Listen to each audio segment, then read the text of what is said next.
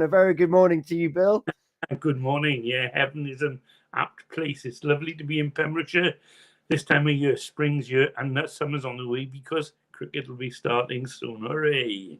Hooray, which of course we're going to be talking about very, very shortly. And you know what, Bill? I think I've been part of the sports show now for just over a year. Cricket's something that I've never got into. So I'm excited to build off more of your enthusiasm for cricket in light of the new rules that are in place as well. But before we look forward, we're going to look back, Bill.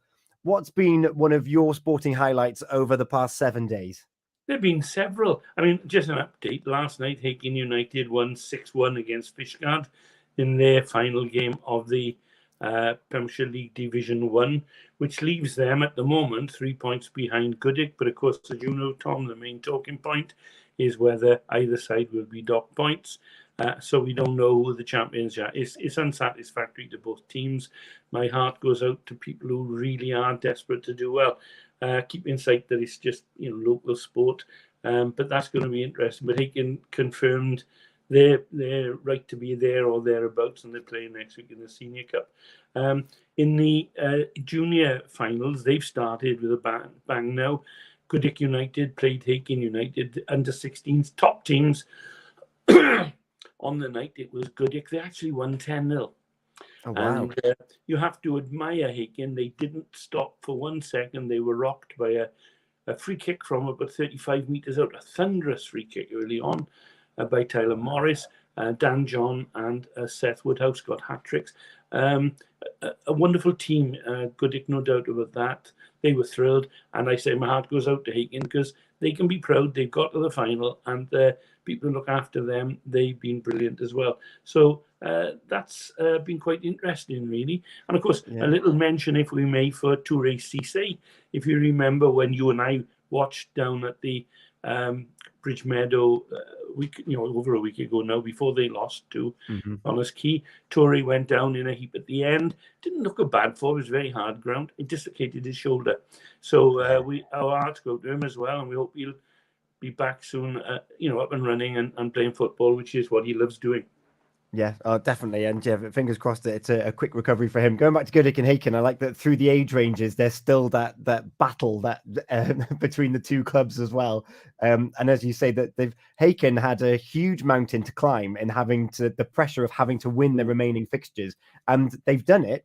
But still, no one knows what's going to happen. So we'll have to watch this one unfurl. And we can't preempt that. And it's an onerous job for the county officials. I suspect the West Wales FA will be called in. And who knows, even the FAW eventually. It's just sad it's like that. But when you talk about Hakin, you have to say they've also got some teams in the other lower age groups as well, because they're all taking place at the moment, 12s, 13s, 14s, 15s, all played. Huge crowd at the Bridge Meadow to watch that. Huge pitch for those youngsters to play on, and it certainly suited Goodwick on the night better than it did Hakin. But yeah, there's a lot of football to come. There is, and one team that we've been following in the West Wales Cup, St Clair's Division 2, they were doing really well until they were finally knocked out. They've managed to secure promotion to Division 1 again, which is fantastic. Yes, and we have to say, if you look at the people, we've got someone talking tonight about what it's like to win in the lower divisions, more of that later. But if you look at the league results this year, Kilgetty won the second division and are in the Senior Cup final, which is a real, David versus Goliath clash against Hakin. Division 3, several years ago, Tenby had to disband, and at the Clickets ground, they've got the most amazing facilities. They regrouped, they've come back through Division 5, 4, and now they've won Division 3. So Tenby are getting back where they need to be in the second division, so well done to them. Division 4, St Florence won. The Saints marched in there, pardon the cliche. And in Division 5, Newport Tigers won last night to finally confirm they are Division 5's champions, and they're a relatively new side as well. There wasn't a Newport Tigers when I was a boy. So football continues at a pace. It does. And you just mentioned there about hearing from people in those lower divisions. But on Monday evening, there's also a very special guest joining the Pure Sports show that you've caught up with, isn't there? Yeah, switching to rugby, I went to watch Crymych beat Milford Haven last week on Saturday in the rugby. And someone tapped me on the shoulder after he'd covered my eyes with his hands and said the usual, you can see just as much as you do know about rugby. He's a lovely man, Kevin Phillips. He capped 28 times for Wales as a hooker, 2 as captain. Played for the Ospreys, for Neath in those days.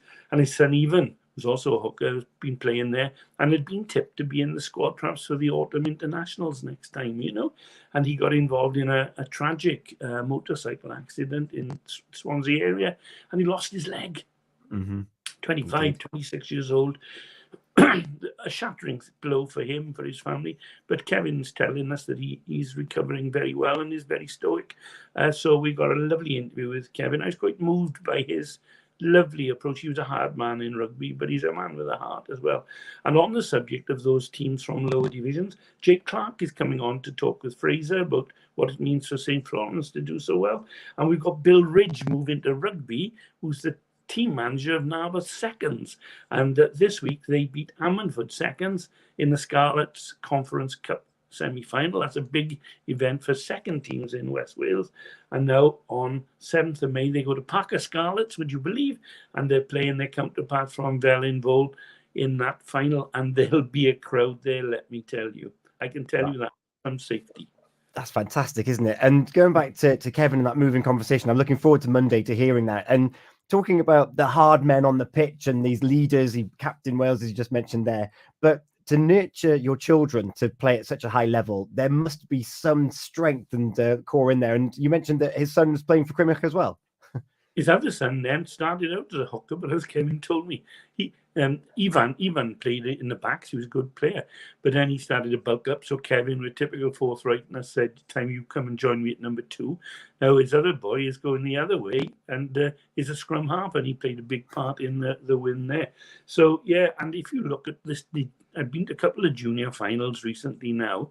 The number of former players who were there as team managers or just cheering the kids on. I was talking to Adam Collins, who's a legend in Neyland and Milford with rugby, Hakin with football, played for Harvard West County. He was there watching his son playing for Hakin, cheering him on. Met loads of people so far, ex-players. It's great.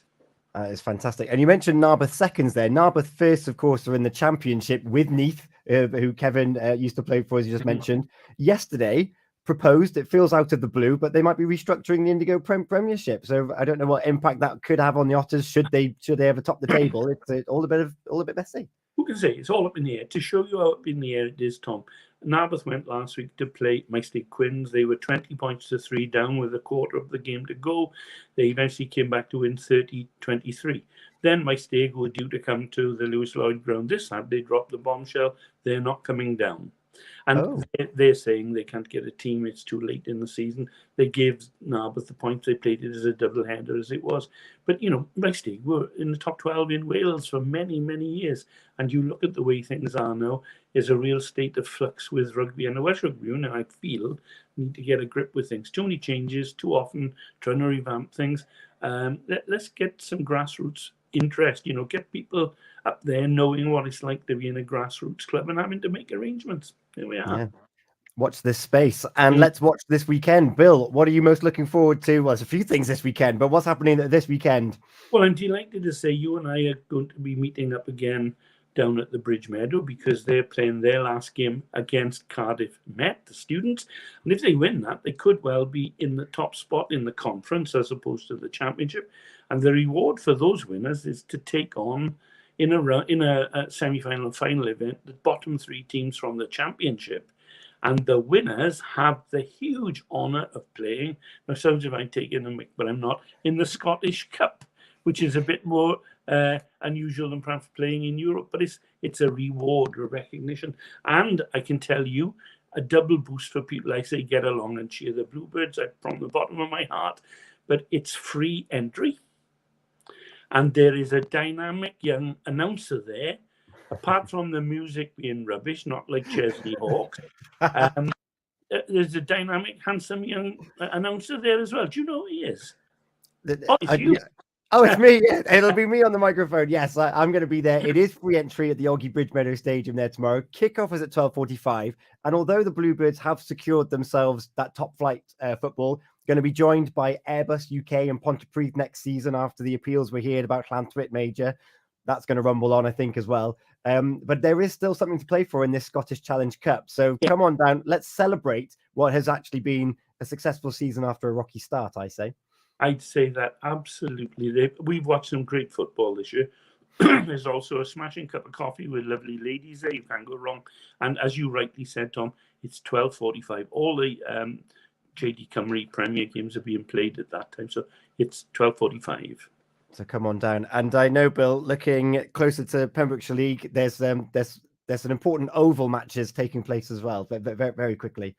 Oh, yeah. In cricket on Sunday, we can talk very quickly about, Tom. The new season starts. We're desperate for umpires. If people want to play a part, it's the next best thing to play. It really is. Enroll on a course and become an umpire. And Neyland start off this year with a bang. They're at home to Narberth, who've got a talented young side, but some of them are involved in football and rugby. So it'll be interesting to see how that pans out. Langham travelled to Criselli, looking to bat well there. Great batting pitch. Pembroke Docker in the first division for the first time. I played for him in the second division, and that was a long time since they'd been in the first. Then we nearly got there then. Pembroke Docker and Otakeru, so they start off. Oh. Saundersfoot play Haverfordwest. Haverfordwest are very much in transition. They're struggling at the moment. They've lost players who decided to finish. I was talking to Ben Field this week, and he was saying low turnout to training. So I hope Haverfordwest have a good season. Saundersfoot could surprise them there.